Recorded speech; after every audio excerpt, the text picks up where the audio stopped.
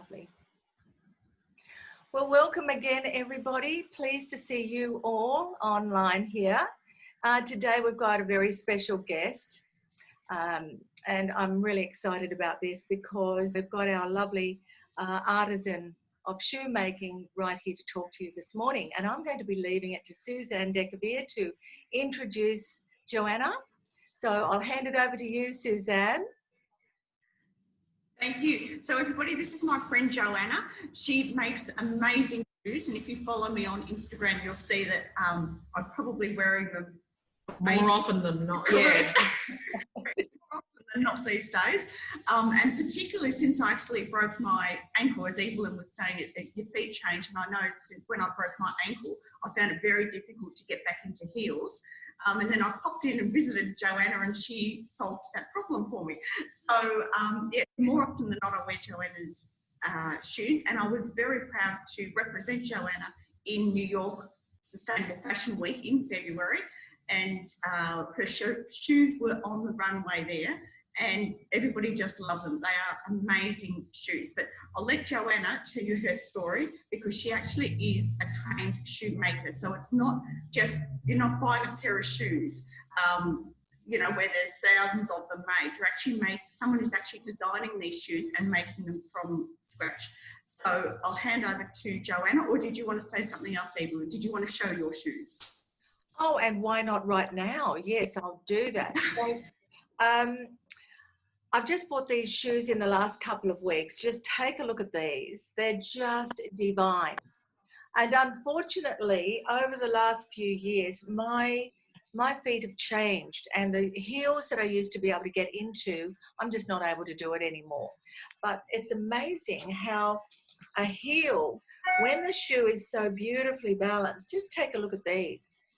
I mean, I couldn't resist. When you get one, you've got to get two, and then maybe another one coming up. So, but look at the heel on this. I can't tell you how amazingly comfortable that heel is.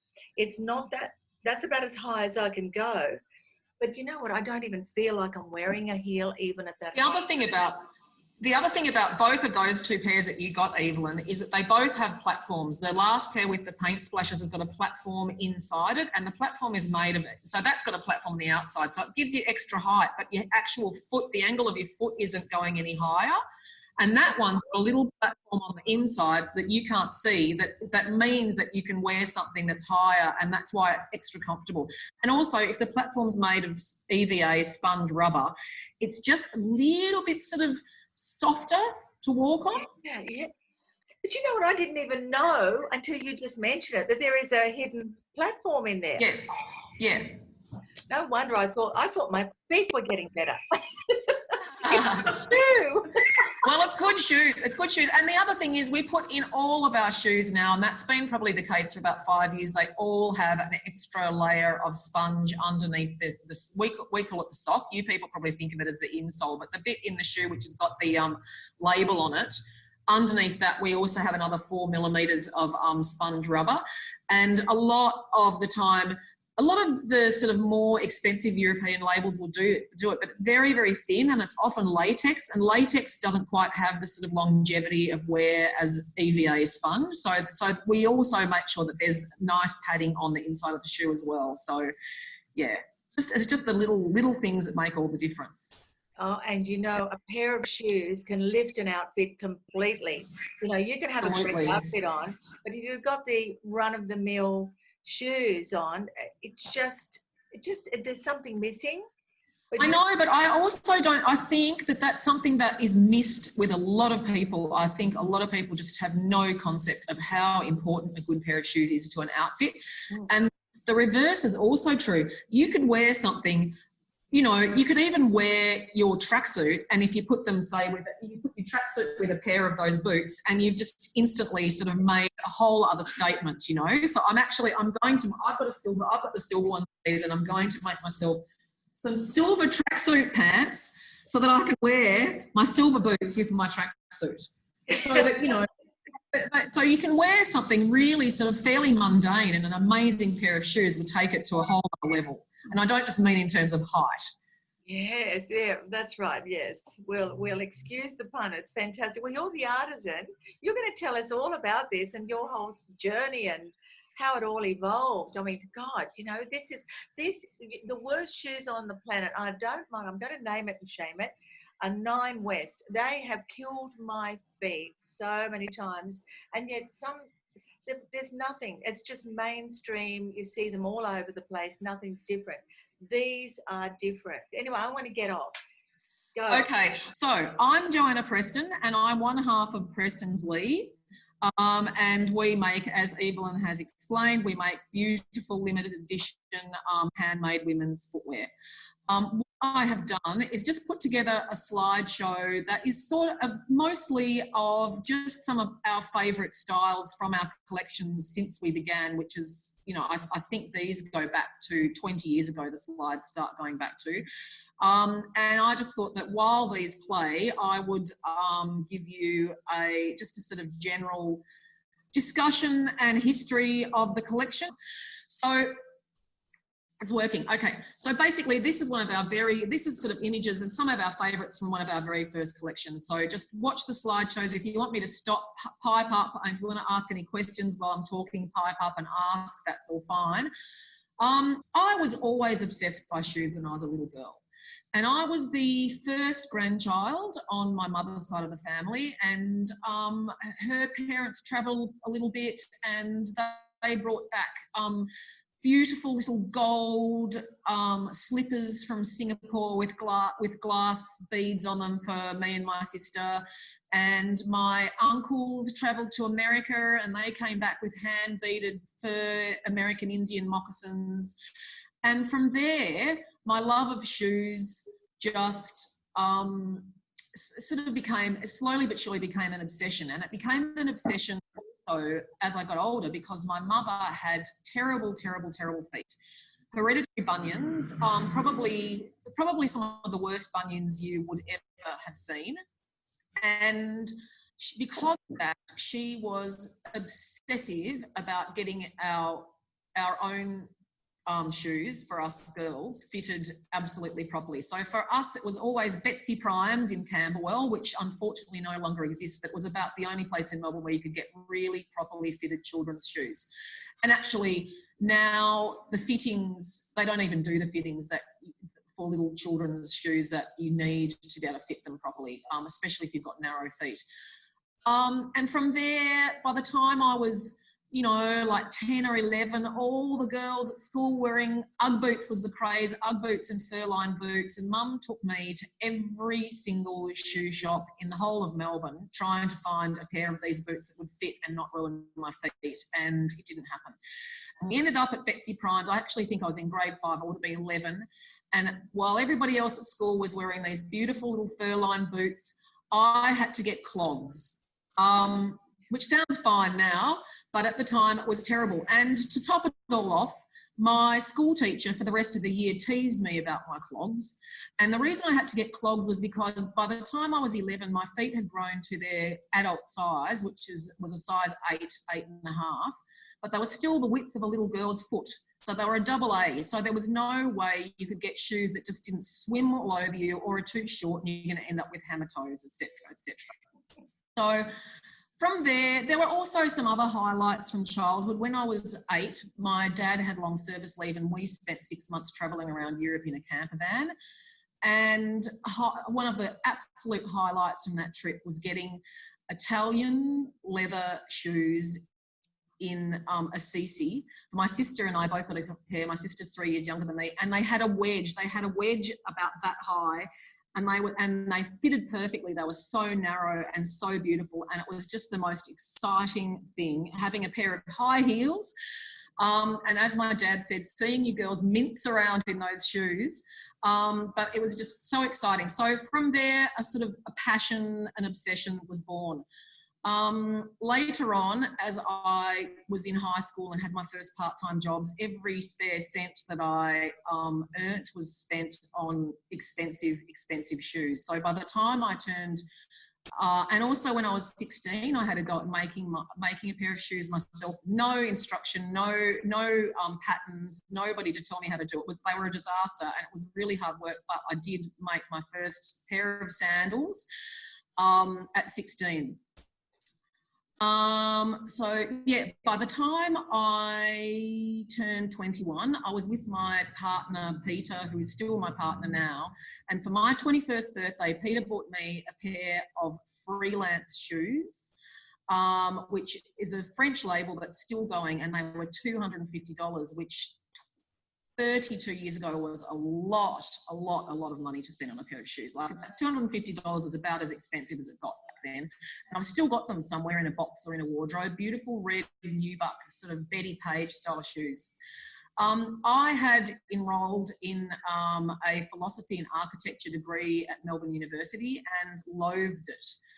And I think that if I had have gone to high school now, I would have probably gone straight into some sort of fashion-related field anyway. But if you're a smart student back in the 80s, your aim was to go to Melbourne Uni and do an arts degree at least, or arts law or law. And so, you know, being an obedient older daughter, that's what I did. And I deferred uni, and then Peter and I travelled, and I had decided by the time we travelled and came back, I decided that I wanted to either do jewellery or shoemaking, and I sort of started looking around as to where I could learn how to make shoes. And as I said, I'd spent all my money, shoes, but none of them were ever absolutely perfect. They could always be better. So Peter was the one who sort of sowed the seed and said, well, why don't you learn? So I came back from overseas and I enrolled in a certificate of orthopaedic and bespoke footwear down at Collingwood TAFE, which no longer exists. Back in the 50s and from the sort of turn of the century till actually the 70s, Melbourne was one of the biggest shoe industries in the world. Massive business. All of Collingwood and Fitzroy was shoe factories and factories that produced the components for shoemaking, the clicking knives, the insoles, the soles, the materials, the upper closing. And in fact, when I still had a few old timers working for me, and I took them out for a Christmas dinner at the Perseverance, which is a pub on the corner of Brunswick Street and Johnson Street. One of them was amazing. He said, we used to drink here after work all the time. And they used to go to the Perseverance for drinks after work, and then after that they would just wander the back streets of Fitzroy, and all of those little factories that have either been pulled down and they're developed now, or back when it was still affordable, were turned into single occupancy sort of warehouse conversions. They were all shoe factories, and they used to just wander from one factory to the next and do overtime. So back when I started the course, it's now actually part of RMIT, and it's at Brunswick campus, and it's a completely different sort of certificate, but it was still a big centre of shoemaking. And there was also shoe repair apprenticeships, lots of apprentices. And while I was there, I found, and it was still very much geared to having a factory full of massive machines to be able to do to be able to do everything. And I wanted to know, okay, we're talking hundreds of thousands of dollars to have that sort of set up. So how do you do it from nothing? So a friend of mine who was doing the course and I found a master shoemaker in Adelaide who had had a series of heart attacks and had had a triple bypass and knew that his time on earth was pretty limited, and wanted to impart as much of his knowledge as he could before he died.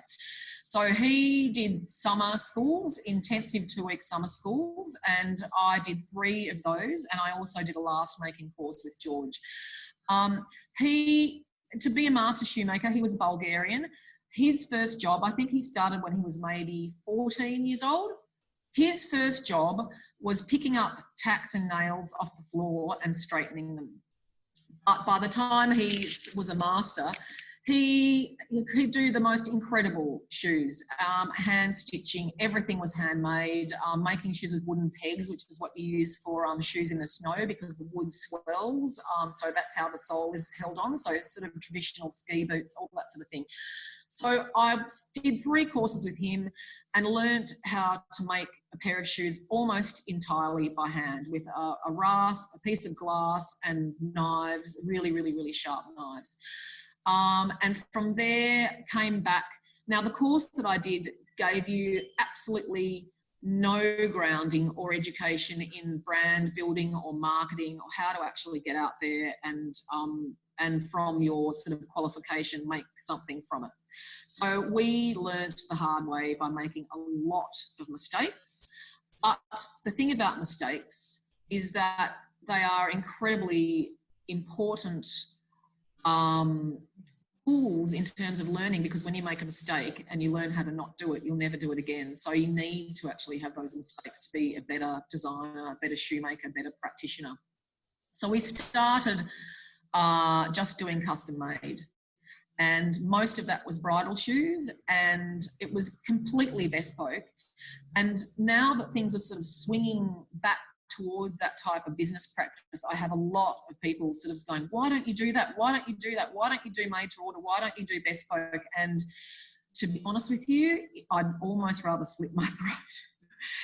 It is incredibly hard work. And just because you measure somebody, especially with shoes, you're not guaranteed that they're going to fit, because some people like their shoes to fit tight, some people like them to fit loose, some people are determined that no, they will never ever ever have a size 42 even though they are size 42 because they don't want their feet to look big. Other people with little feet will never ever ever have a size 37 even though they really are a size 37 because they don't want their feet to look too small, etc, etc, etc. So it was just, and the number of times you have to see people and run around to get exactly the right colour, shade of cream to match their wedding dress. It was just so much work for so little return, but it was a very, very good way to learn the craft and to learn what you do want to do and what you don't want to do.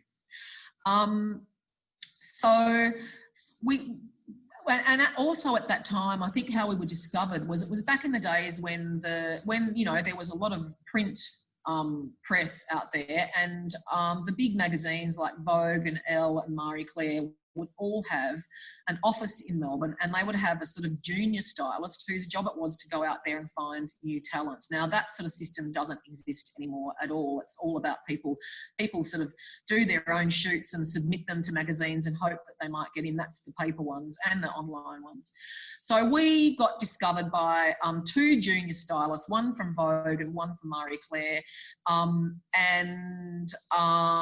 So we had a few pairs of shoes in the magazines, and that was sort of how we got discovered, and worked our asses off, but mostly those also from those magazines. And that's another sort of steep learning curve thing, is they wanted you to copy something that somebody from overseas were doing, and because we were complete novices, we just did it. So eventually we got discovered by a woman who wanted to be a fashion agent for a handful of Australian designers, and she had very close ties with Cos Ipanema, and she got us into Cos Ipanema, and from there we sort of, and she also lent us the money to do the first, which was about $3,000 I think, so we could do that first run to Ipanema, and then we paid her back as soon as that was delivered and got paid. So it was just that sort of jump that we needed to get out of doing completely bespoke and into doing very, very small runs of shoes for wholesale. And from there we ended up selling, mostly we had, you know, like various wholesale accounts in around Australia, but they sort of come and go. People will give you a go and then they drop you, and then they have another go and then they drop you. So we ended up having 3 really good wholesale accounts with Melbourne designers. We had T.L. Wood, Victoria Loftes, and we used to sell to a shop that was an institution for a long time down in Brighton called Montage. And then what happened? Then T.L. Wood decided they wanted to do, so in between that time we showed in Paris Fashion Week in around about 2004, 2003, and came back from Paris Fashion Week, and T.L. Wood, which was one of our biggest customers, had decided that they wanted to do their own shoe collection and dropped us. And there had been a huge big fight between Tia Wood and Victoria Loftes because Tia Wood had opened up a shop just down the road from Victoria Loftes, and so there was a squabble about who was allowed to have us in the city. So eventually the relationship with Victoria Loftes fell apart as well. And we were sort of stuck in a position of, oh my God, what do we do next? Because that was our sort of entire income. So we decided to convert a tiny little room at the very front of our warehouse at the back of Smith Street into a showroom and retail pretty much solely from there.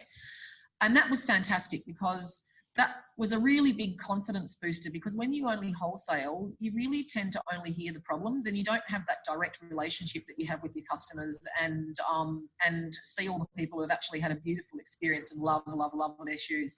And I've got customers still now, and 20 years later, who started buying our shoes at Victoria Loftes and still come every season and buy 1 or 2 pairs of shoes, and they bring their shoes back that are 20 years old for a renovation, and we renovate them and they look as good as new. And so that relationship that you have with your customers as a retailer is just so important and very, very affirming.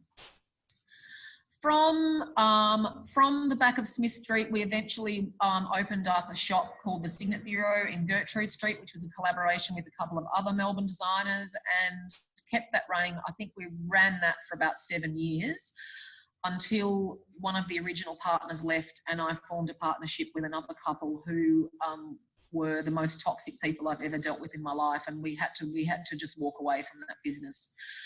While all of this was going on, we were doing all of our manufacturing in our studio space in Fitzroy, and it became a millstone. It became harder and harder and harder to find people to actually do the work, as the old timers who really knew what they were doing and had the most incredible work ethic. They'd sit outside the warehouse. They couldn't quite cope with the fact that we started work at 9:30 in the morning after I'd dropped the kids at school. They'd be sitting there in their cars waiting to be at work, and they're used to having bells ring to tell them when it's time to go and have lunch. And those guys worked so hard and they really knew their stuff. But one of them got bowel cancer and died. Another one had a stroke. And also the other issue was that most of them were on a pension and wanted to be paid cash, which if you're employing people and need to have work cover in case they hurt themselves, you just can't run a business on, you can't run a business like that. It's not really ethical. And we had lots of interns, and I've employed quite a few people who have done the shoe course in Brunswick, but the skill level and the speed is just not there. So even if you took away the speed, the skill level means that you can't produce something that is of the quality that you need to sell it at the price that you need to sell it for to be able to pay for that sort of the slow speed of make. And actually to the point that even once they sped up, you just still couldn't produce the quality. When you're paying what you're paying to make in Australia in the sort of small runs that we made, you need to be selling your shoes for, $2,000 a pair to really cover all your expenses. But the thing is, you can't actually get somebody who's capable of making to that sort of level of quality that you can justify that to people. Also at that time, Peter and I by that stage had 3 children. With my last baby, I was working until I realised that my contractions weren't Braxton Hicks, and we were living next door to the warehouse. So Peter told all the staff to go home. 45 minutes later, I had a baby. That was on Tuesday. On Thursday, I was back at work. And it was hell. And I used to work till 11:30 at night, breastfeed all night, get up in the morning, get the kids to school and start all over again. And so it was just like being in sort of quicksand, being sucked, drowning in something. It was just so incredibly hard, and finding the time to design was almost impossible. And it was also increasingly difficult to design because you couldn't design anything.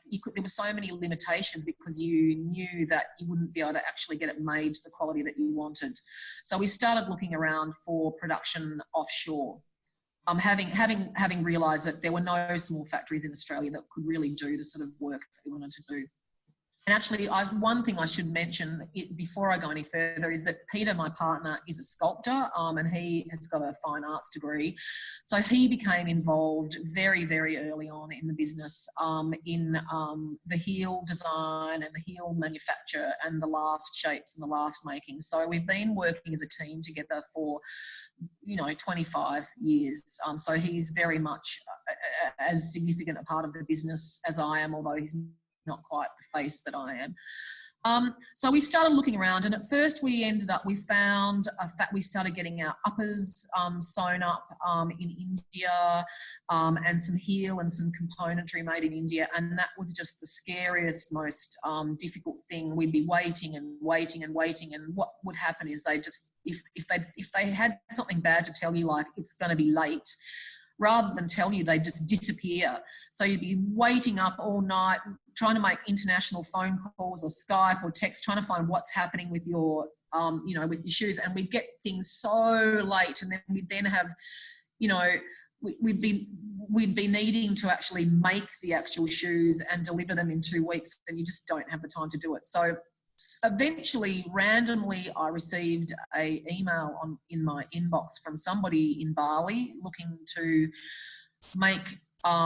do production for people, and I thought, I'll just give it a go. So we sent them a kit, we sent them all the uppers, we sent them the sample, we sent them the heels, and we got them to make, I think, 3 styles from one collection.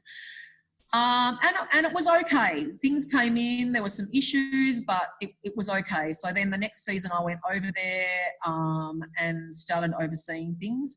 And from there we've had other experiences. We sort of shifted from Bali to Jakarta and back again, and, had various other sort of business people in and out of our lives that have been mostly headaches. And we realised that to really get it working properly in Bali, we needed to be there. What happened is a very transient population. Most of the workers in Bali are actually from Jakarta, from Java. And the factory, the tiny little home-based businesses they are, tiny little factories, they're more like little workshops really, you wouldn't call it a factory.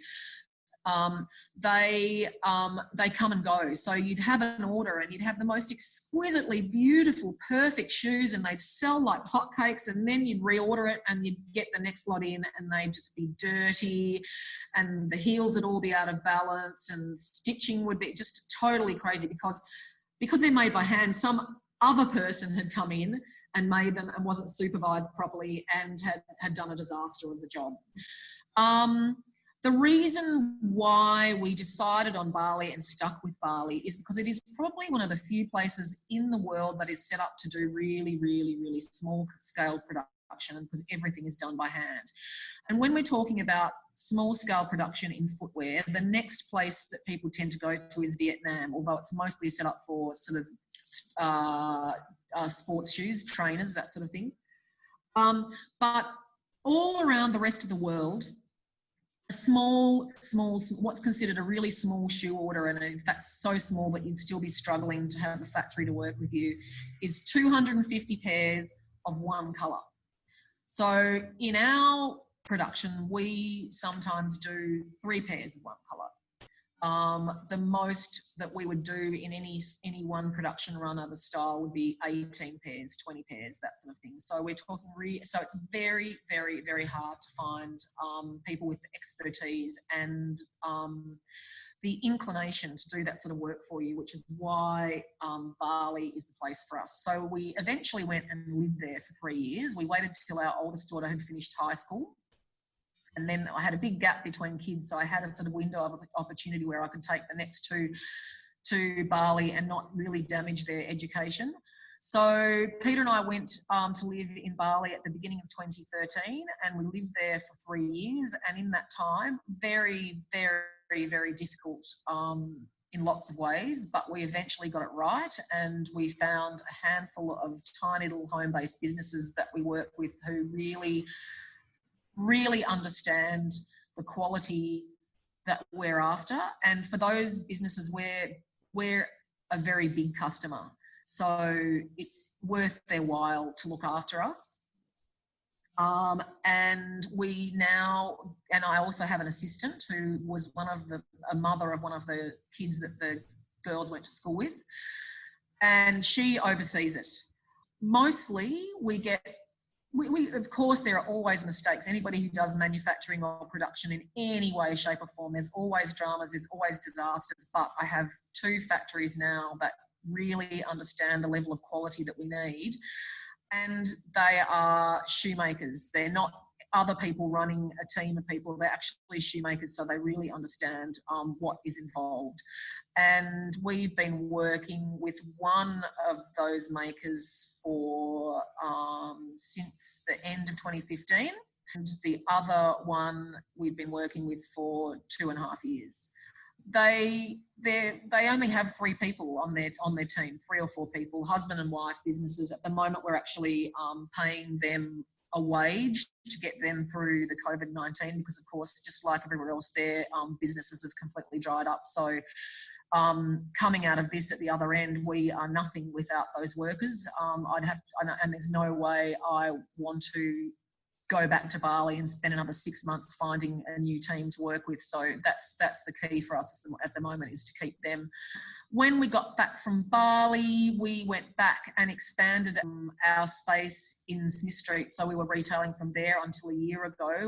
We have since moved into the space that I'm in at the moment, which is a beautiful, beautiful shop in Carlton. So we're back well and truly in retail land, which is nice. And so mostly my focus now is on growing the business and design and looking after our customers.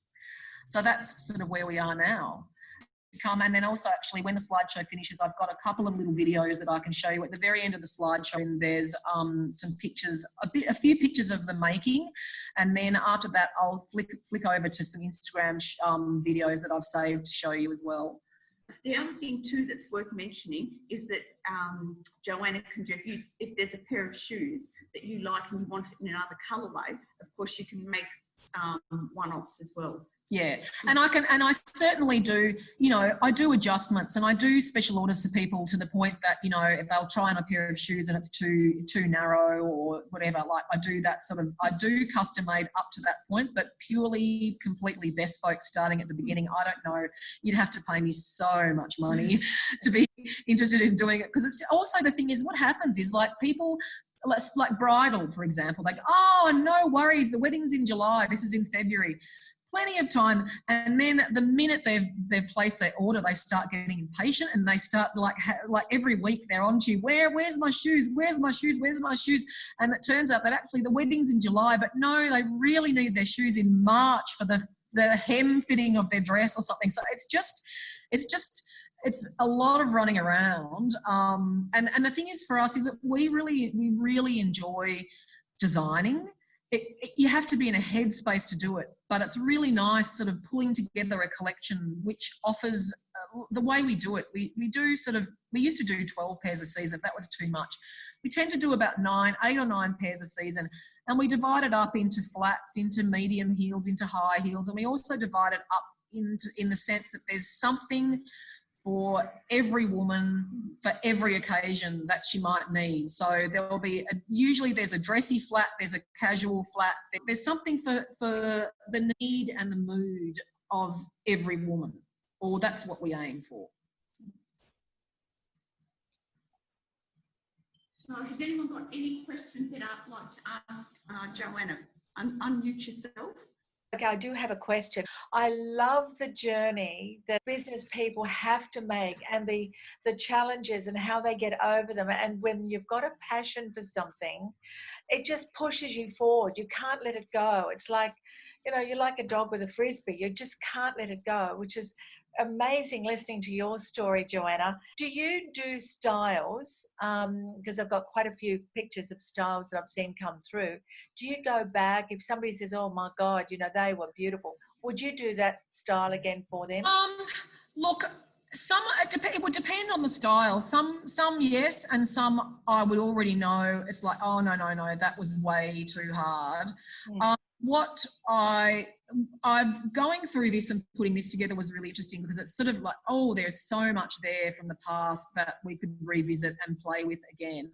And then, like, we've got our classics collection, which is some of the shoes that just every year people buy, and those ones we can do in different colours. So certainly, if there's a style that you're interested in that's from the past that you've seen in vintage, send it through to me and I will tell you whether I can do it. But you would have to promise to be patient. People are very loyal to your brand because they just know what they're getting. And there's a consistency that keeps coming through all the time, and that is quality.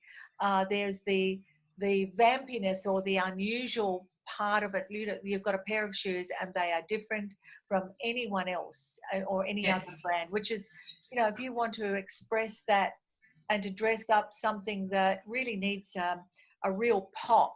And if you can do that with shoes, it's just quite amazing. Our commitment is to the absolute best quality that you can possibly do. And to do shoes in the sort of scale and the quantities that we do, in some ways it's a bit limiting in terms of componentry and stuff, which is, like some of those wedge soles and things that you see on tripping shoes. Yeah. That sort of production only works at a really high scale of quantities, because the cost to actually do that sort of vacuum molding is massive, and you can't do 20 of those. You have to do like massive pairage. Yeah. You see, we're almost at the end of the slideshow now. I'll show you one of the last video I'll show you is actually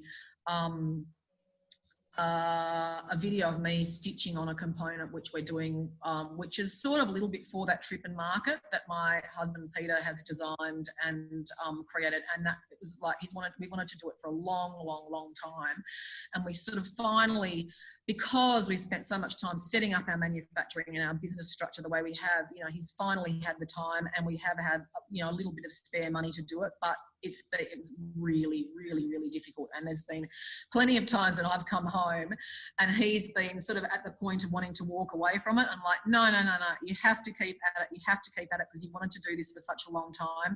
And I trust that you've got the expertise to be able to do it, but it's been really hard. So you'll just see that in the last video. So shoemaking is something that generally it scales really well, which is why things are so mass produced, and it's why everything's the same. If you can pay $1,500 for European shoes that are, all handcrafted and all the rest of it, I'm telling you, they're not. They're all made in really big factories. One of the factories that I worked with, this is when I was testing out a much larger factory in Indonesia, in Jakarta.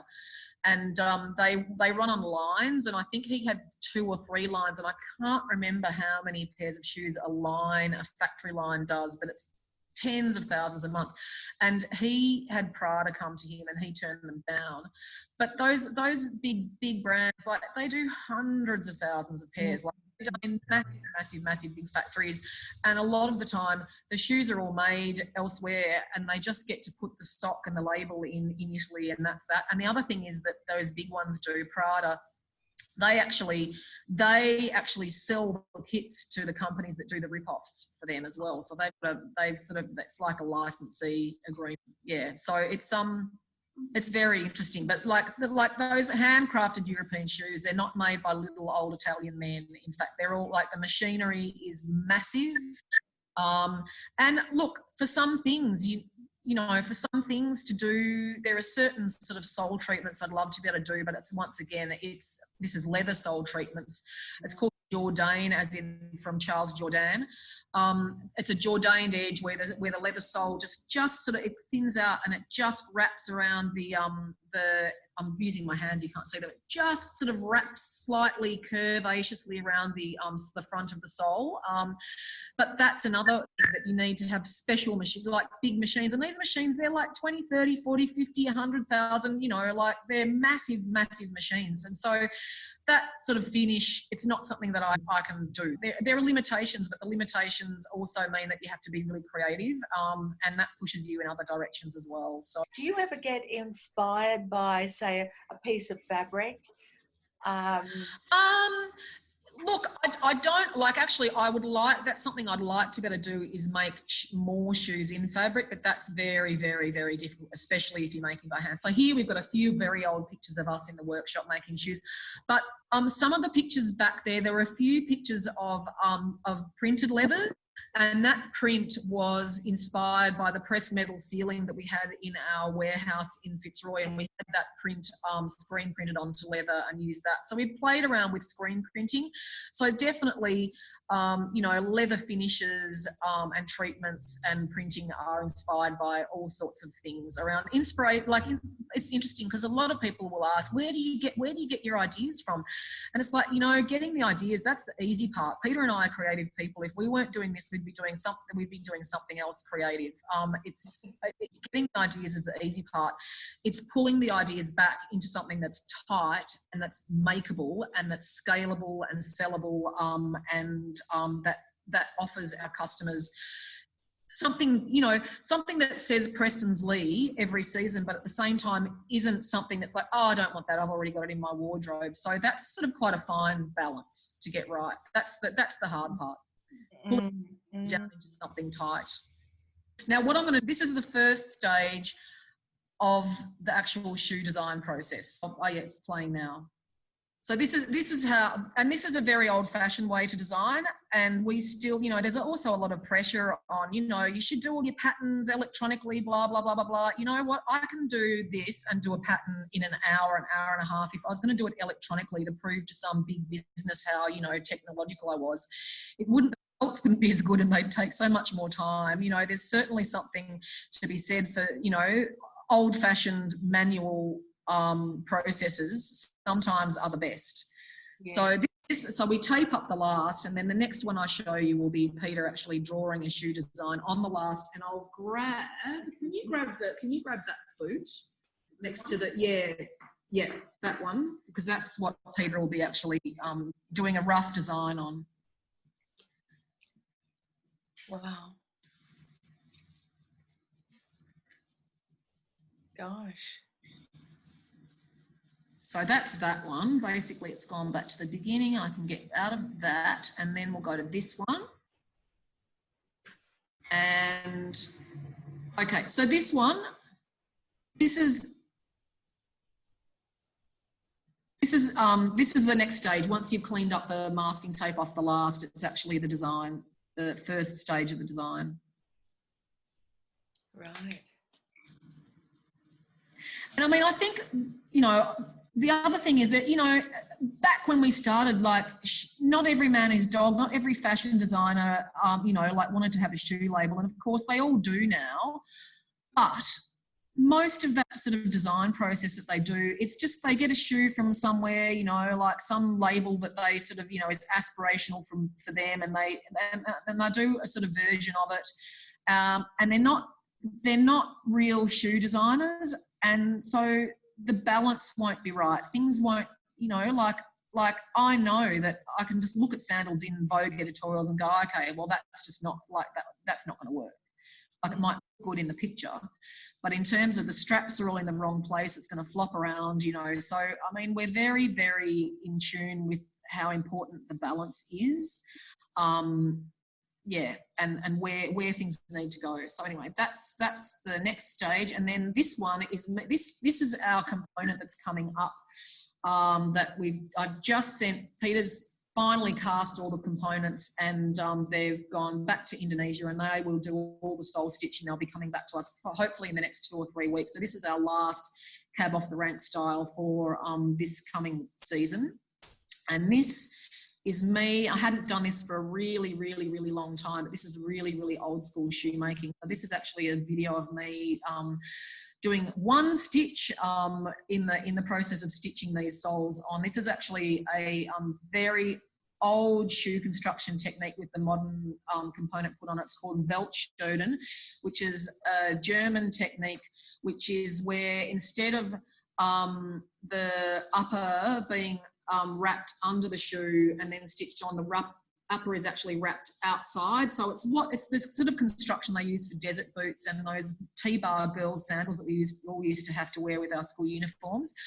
The most specialised production technique is actually called Goodyear welted, and that's where the leather is wrapped around the underneath of the last, and then another strip of leather is then sewn on through the upper into the insole, and then that piece of leather is stitched onto the sole. And it's very, very hard to find people who can do that. I can do it, but I don't, because it's I wouldn't offer it. I do a sort of a cheats version for our stitch soles, because it's such a process, and I'd actually have to go to Indonesia and train my workers on how to do it. So that's maybe something for my future, when I'm not working so hard, teaching people some of my skills. So anyway, it's very small. I don't know if you can, I don't think I can zoom that any bigger, but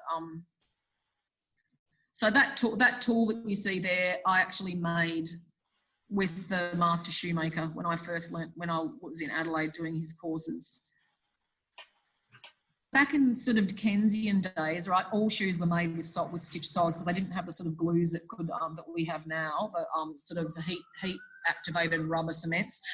And if you're doing a white stitch, your thread is only ever meant to be as long as your arms can pull out, because the ends get dirty from your hands. And it used to be little boys in these factories, like little sort of like adolescent boys that did the sole stitching, and they'd all be sitting next to each other in rows, and it was very, very common for them to be blind in one eye, because as they pull out hard to tighten the thread, their needle will out the boy next door to them's eye.